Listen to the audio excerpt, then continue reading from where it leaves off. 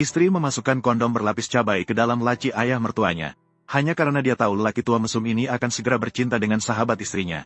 Segera setelah itu, dia berpura-pura tidak tahu dan menemui ibu mertuanya. Dia menyarankan agar ibu mertuanya mengundang semua kerabat dan teman ke rumah. Setelah suara jeritan kesakitan dari ayah mertuanya terdengar dari atas, istri segera mencari kunci cadangan pintu kamar. Dia membuka pintu kamar tidur yang menyimpan rahasia antara mereka berdua. Ternyata, istri sebenarnya adalah reinkarnasi. Di kehidupan sebelumnya, saat anaknya mengadakan pesta ulang tahun bayi 100 hari, dia tanpa sengaja membongkar rahasia selingkuhan dan ayah mertuanya. Dalam kemarahan, dia tidak bisa menahan diri untuk bertengkar dengan selingkuhan. Di siang bolong, melakukan hal seperti ini dengan sahabatku di rumah. Apakah kamu pantas di depan ibuku? Suara ini langsung menarik perhatian ibu mertuanya. Saat itu, istri baru saja ingin mengungkapkan kebenaran. Namun, ayah mertuanya tiba-tiba menamparnya. Dia marah dan mengutuk istri karena tahu selingkuhan menyukai suaminya. Jadi, dia cemburu dan sengaja menyebarkan rumor tentang istri dan selingkuhan. Pada saat itu, selingkuhan mendengar hal ini dan berpura-pura teraniaya. Perilaku ini membuat ibu mertuanya dan suaminya tidak percaya pada kata-kata istri. Langsung mengusir istri dari rumah. Namun, meskipun begitu, selingkuhan masih tidak berniat melepaskannya. Bahkan mengemudi langsung menabrak istri hingga mati di rumah sakit bersalin. Sekarang saya sudah memiliki anak yang berbakat. Saya pasti akan menuliskan nama di buku catatan keluarga. Nanti, kekayaan keluarga akan tetap menjadi milik saya. Mungkin sutradara tidak tahan melihat selingkuhan begitu angkuh. Jadi memberi istri kesempatan untuk memulai kembali. Ketika istri membuka matanya, dia menyadari. Dia terlahir kembali di pagi hari pesta ulang tahun bayi 100 hari. Dengan pengalaman dari kehidupan sebelumnya, istri memutuskan. Dia pasti akan menunjukkan rahasia ayah mertuanya dan selingkuhan kepada seluruh keluarga.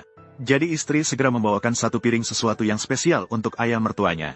Ternyata setelah ayah mertuanya meminumnya, seketika dia merasa berenergi dan ingin berolahraga di balkon.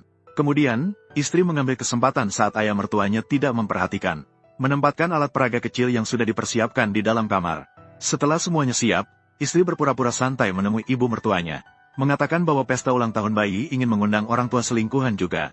Siapa itu? Jarang sekali kamu menunjukkan perhatian seperti ini. Anak ini, Qin Yi, adalah anak yang saya lihat tumbuh dari kecil. Saya tahu dia seperti apa. Saya sangat jelas tentang itu. Pada saat itu, ibu mertuanya benar-benar tidak menyangka. Anak baik yang dia maksud sekarang sedang bercinta dengan suaminya. Saat itu, ayah mertua setelah meminum ramuan khusus yang disiapkan istri. Ia tak sabar ingin berselingkuh dengan selingkuhan. Tanpa disadari, saat ini semua teman dan keluarga sudah berkumpul di bawah.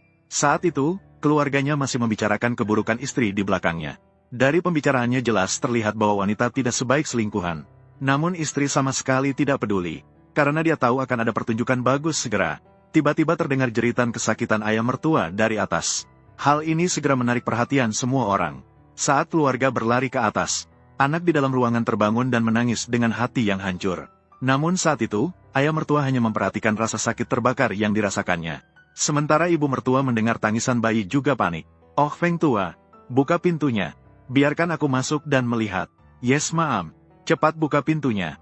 Kenapa bayi menangis begitu keras? Apakah dia demam lagi? Ayah mertua yang mendengar itu menjadi panik dan bergerak cepat.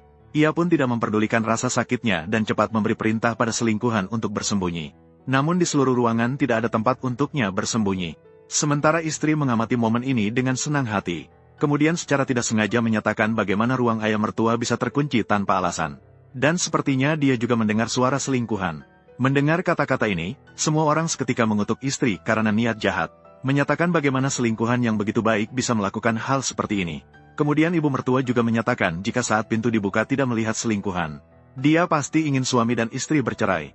Mungkin saya salah ingat. Saya ingat ada kunci cadangan di bawah. Saya pergi ambil. Kenapa tidak cepat ambil? Kemudian istri menemukan kunci cadangan untuk ruangan itu. Dan ibu mertua juga tampak tidak senang dan dingin. Saat itu, selingkuhan di dalam ruangan belum menemukan tempat persembunyian. Mendengar suara pintu dibuka dari luar, selingkuhan langsung merasa sangat panik. Ayah mertua juga tidak punya cara, dan menyuruhnya segera bersembunyi di belakang tirai. Melihat ibu mertua belum membuka pintu, suami segera merebut kunci dan menarik pintu terbuka.